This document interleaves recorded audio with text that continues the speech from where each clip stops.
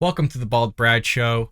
In this episode, we have Rand Paul exposing Anthony Fauci's lies regarding gain-of-function research and COVID-19. Folks, this is one you are not going to want to miss. As always, join us here at the Bald Brad Show by hitting that like and subscribe button, leaving us comments down below. It does help with the YouTube algorithm. With that being said, let's go ahead and roll into the clip. Each of your statements, which is longer than your testimony, will be available for anybody who's interested. I wanted to point out one thing from Dr. Ebright's testimony, just for those who say, well, lab leaks should be discounted, they don't ever happen. At one point, Dr. Ebright writes, the second, third, fourth, and fifth entries of the SARS virus, this was the first one, into human populations occurred as a laboratory accident in Singapore in 2003. A laboratory accident in Taipei in 2003, and two separate laboratory accidents in Beijing in 2004. So for people who say that it's a conspiracy theory that this could have come from the lab, they're discounting our history. The history has had these lab leaks, and so whether or not we'll ever know for 100% certain whether this came from the lab, we have had lab leaks, and we have to realize the potential danger of these pathogens. We didn't get a great deal of time into the answer. We got a little bit into the answer, but each of the scientists we asked today were asked to let us know how we could better supervise or oversee this kind of research. And the interesting thing to me is I think they all worked independently, but they came up with basically very similar solutions. An independent body outside of the funding organizations or those receiving the funding to make the recommendations. Something akin to an independent agency like a nuclear regulatory. I mean, that is common sense. I mean, the people that should be involved in oversight of all these things should be independent of these organizations. I mean, there's organizations that do internal audits, and that in a nutshell does make sense, but there's a lot of reasons why you have an independent private organization that isn't attached to that company to come in and do the audits. I was a public accountant for a lot of years. I was an auditor, so I'd go in and audit companies, whether that was public or private. You know, you do reviews, compilations, as well as auditing. So, I mean, that would just make logical sense to me as to having some sort of entity outside that organization to conduct all this stuff. Why the hell would you do something that's internal or having at least another organization that is a part of that one organization to conduct this stuff and have oversight and kind of make sure everything's in line? I mean, there's some sort of bias there. You don't think there's not going to be some sort of kind of limiting in terms of the security level, or at least keeping certain processes in place or not in place to make sure that there isn't laboratory leaks? But again, you know, this stuff never happens according to the progressive left or Democrat Party, even though we have multiple examples that were just presented that this does happen. And this is another point, folks, and I think it's important to address this. There's such a movement by the left to try and remove history, reclaim certain history, revise certain history of what actually's taken place, and they will ignore certain details to push their narrative. I don't think that's okay. I think it's wrong. And look, it's being exposed just in another way here with Rand Paul exposing Anthony Fauci, gain-of-function research, COVID-19, lab leaks, Wuhan, the whole shebang. Agency.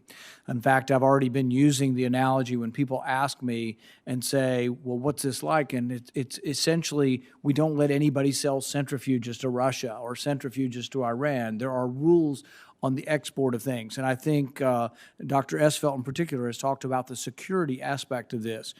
What I would really like to come of this, and I mean this sincerely, is I would like to have a bipartisan bill that comes forward for better oversight. Maybe it's not oversight of gain of function, but maybe includes things that some people consider to be gain of function. Maybe it's more general of pandemic viruses. There's a lot of ways we can discuss it, but the bottom line is I don't think the people doing the research are able to adequately and objectively regulate themselves. And I think having 1 million people die, there should be bipartisan curiosity in this, that we should be able to move forward. So my hope is that your suggestions that you've taken the time to put in writing, you've taken the time out of your busy careers to come here, that these suggestions will become legislation. If we can get a bipartisan bill to come forward, what I'd like is that our people who help us write the legislation can communicate with the 3 scientists here. We're willing to hear from a dozen more scientists. Anybody who wants to. I want scientists to be involved in this. But I do think that ultimately the people making the judgment shouldn't be from one small field of science. So some have said, well, none of the 3 scientists there are virologists. Well, I don't have a problem with virologists being part of this, but I do have a problem with them all being virologists. The same way I have the problem with behavioral science being approved for funding by all behavioral scientists. I think that there need to be people who understand science on this. I think there also need to be people on the committee, as Dr. Esfeld has mentioned, that understand bioterrorism and biosecurity. And I think it should be a mixture. I mean, this is something we can talk to the scientific community. And I don't think an absolute ban is what we want. We want is a better oversight of this, but we can't have something where 3 projects have been looked at in the last 7 years. I mean, that means they're not looking. And the fact that they didn't look at what went on in Wuhan, and then some of the folks I asked in committee about this were saying, oh, our scientists looked at it and approved it. Even that's not really true. They didn't look at the research. They just ignored the research. It didn't go before the committee. They haven't been honest. But if we want trust in public health and trust in government and trust in science and trust in research and trust in the NIH and trust in the grants that we give to our universities, billions of dollars, we need to have transparency and honesty. We can't have a committee where the people are cloaked in secret. I mean, what is this? I mean, this is completely insane. So I think we've made some progress. I want to move forward, and I, for one, am open to work with any Democrat in the Senate to make this a bipartisan bill and to make it an even-keeled thing where all the voices are heard, that we don't rashly create any legislation that would hamper science, but that we create something that would have oversight that might save lives. I truly think that 1 million people died in our country, 6 million people died, and I think it was from a lab leak. And I think it's something that we need to have precautions against, because if this gets in, and I think it was accidental, by the way, I mean, no, but I think if we don't do anything, what if this gets in the hands of somebody who actually really wants to harm America or the world, or just some psychopath? What could happen? So right now we're doing nothing and have changed no behavior. We've had this pandemic, and we have changed not one bit of behavior. So I think it's about time we do get together and that we're all curious, and that we don't make this about Republicans and Democrats. We make this about how we as a people come together to try to make this world a better place. If you enjoyed this. Wow, folks. He looks beat down on this whole thing. It almost seems like he's not getting collaboration or somebody kind of backing him up on the Republican conservative side of the aisle, really. And he's not really getting it from the other side either, these Democrats or progressive left. And he's like, basically, I'm willing to work with anybody that actually wants to solve this issue. And it's amazing to him as well as to me that nobody's being harsh on China. Nobody's really investigating the thing in a way that it should be investigated. There's nobody that wants to change certain policies in place so we don't have something happen like this again. There's no policies in place or organization or some sort of auditing team or outside organization that's going to go ahead and look into other organizations that are doing gain-of-function research. I mean, where is everybody at on this? And look, you see the guy feeling defeated. There's not that spark in him that we normally see, whether he's going after Anthony Fauci or somebody else.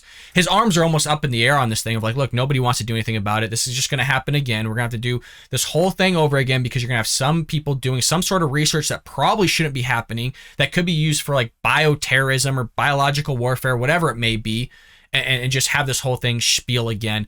My question is where is the world at on China on this?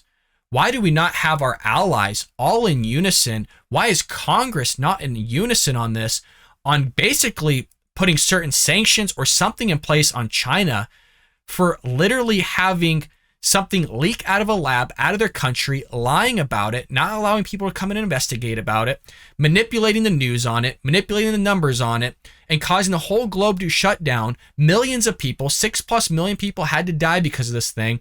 There's no reprimand. Where's the punishment? Somebody link me down below. I have not seen a single punishment on China that is proportional to what they just did to this globe. There's nothing proportional. That's the most frustrating thing about this. That's what's one of the most frustrating things about this Biden administration is how soft they would have been. Look, if Trump was in office right now and nothing was being done about this, I would be saying the exact same thing, that he's being soft. It's pissing me off.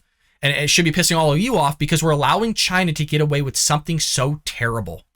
And it's frustrating how many countries continually just slide and get through history by creating certain atrocities and never being reprimanded, never being punished for what they've done. It's very frustrating, folks.